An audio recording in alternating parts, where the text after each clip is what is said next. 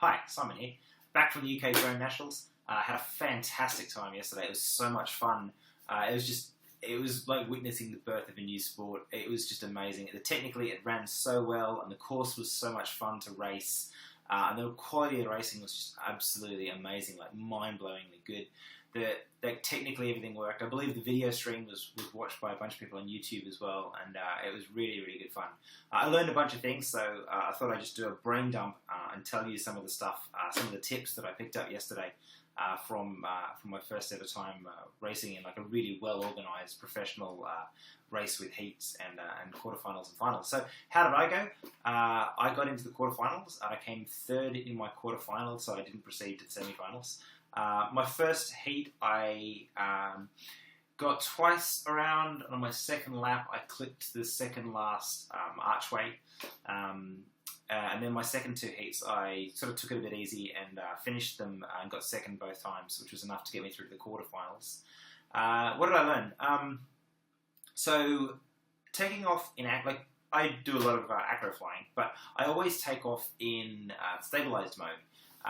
Because when you take off in acro mode, like there's a chance that the quad may not be sitting perfectly, or it just seems very easy to flip a quad in acro mode. So I've always been taking off in stabilized mode and then flicking it into acro mode. But that doesn't really work when you're in a racing situation because you take off from the mats. So what Dom Clifton, Mr. Cleanflight, told me was to bind the stabilized mode to my momentary switch. So I would basically take off and then just like let it go as soon as I was in the air and confident. And that was a really great way of launching.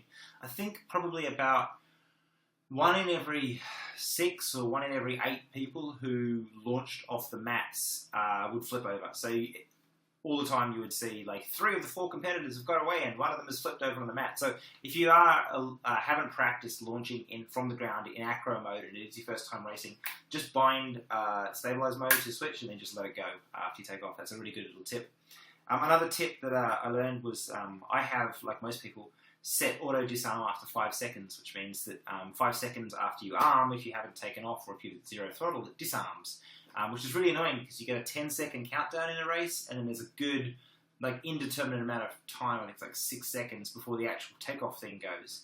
Which means that if you armed and you're basically sitting there ready to go, you may not, you may actually be there so long that you disarm. So either change that from 5 seconds up to like 20 seconds or 30 seconds, or just disable it. But I'd probably leave it at 30 seconds. It seems to be a good tip. I flew 4S for the first time, not in the race.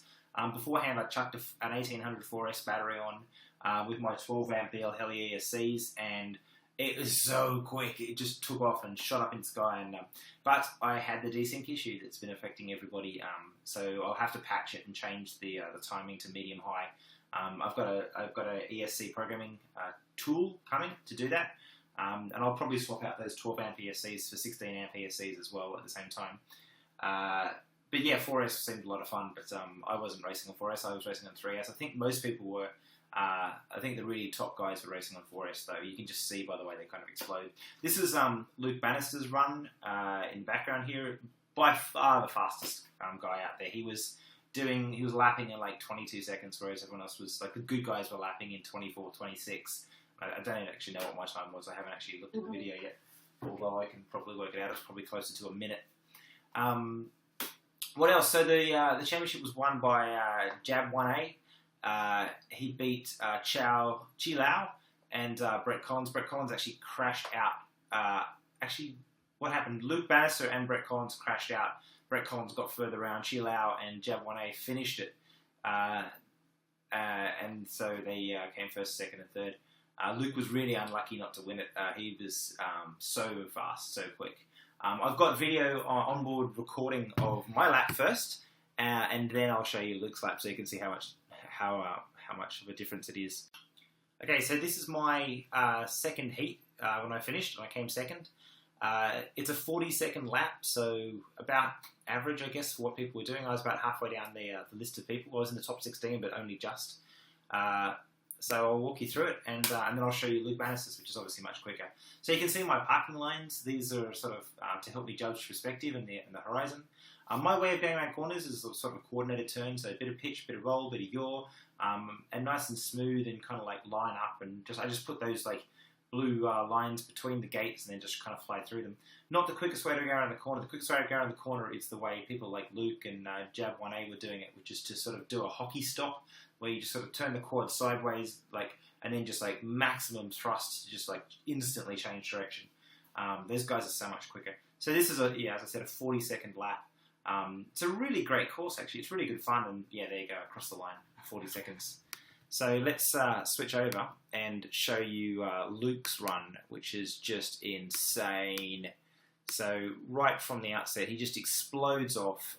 He's down at the first corner, turns the quad sideways, burst of thrust, taking a real racing line, actually flying outside the edges of the track to give himself a better perspective, a better view, I guess. And see how he always seems to have the next two gates in his field of vision.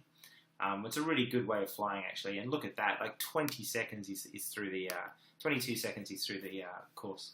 So yeah, obviously a pretty big range of skills between the top guys and the average guys. So much more to learn from watching these videos play back. So Drone Nationals was really good fun, really enjoyed it, and hopefully I can qualify again next year. Thanks.